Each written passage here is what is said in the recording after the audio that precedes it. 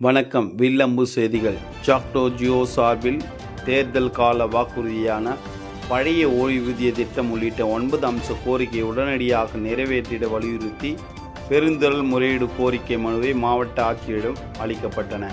திருவள்ளூர் மாவட்ட ஆட்சியர் வளாகத்தில் மாநில ஒருங்கிணைப்பாளர் மற்றும் திருவள்ளூர் மாவட்ட பொறுப்பாளருமான காந்திராஜ் தலைமையில் ஜாக்டோ ஜியோ அமைப்பு சார்பில் 9 அம்ச கோரிக்கையை உடனடியாக தமிழ்நாடு அரசு நிறைவேற்றிட வேண்டும் என வலியுறுத்தி பெருந்திரள் முறையீட்டு கோரிக்கை மனுவை திருவள்ளூர் மாவட்ட ஆட்சியர் பிரதாப்பிடம் வழங்கப்பட்டன.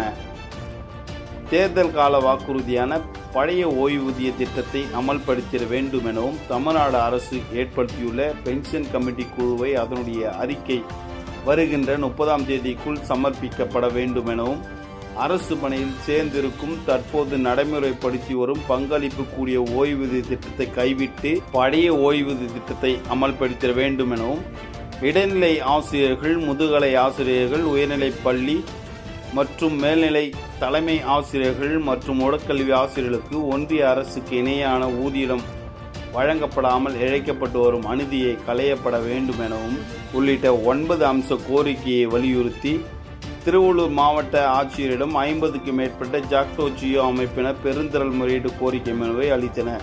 இதில் மாநில பொதுச் செயலாளர் ஞானசேகரன், மாவட்ட ஒருங்கிணைப்பாளர்கள் திவ்யா, பன்னீர்செல்வம், ஷேகபூர், பாலசந்திரம், ராஜாஜி, கணேசன் உள்ளிட்டோர் கலந்து கொண்டனர். கோரிக்கையாக இருக்கிறது. அந்த ஒருங்கிணைப்பு குழு தன்னுடைய பணியை மிக சிறப்பாக செய்து கொண்டிருக்கிறது. பாராட்டுகளும் வாழ்த்துக்களும் கண்டிப்பாக. அதையும் தாண்டி மாநில ஒருங்கிணைப்பாளராக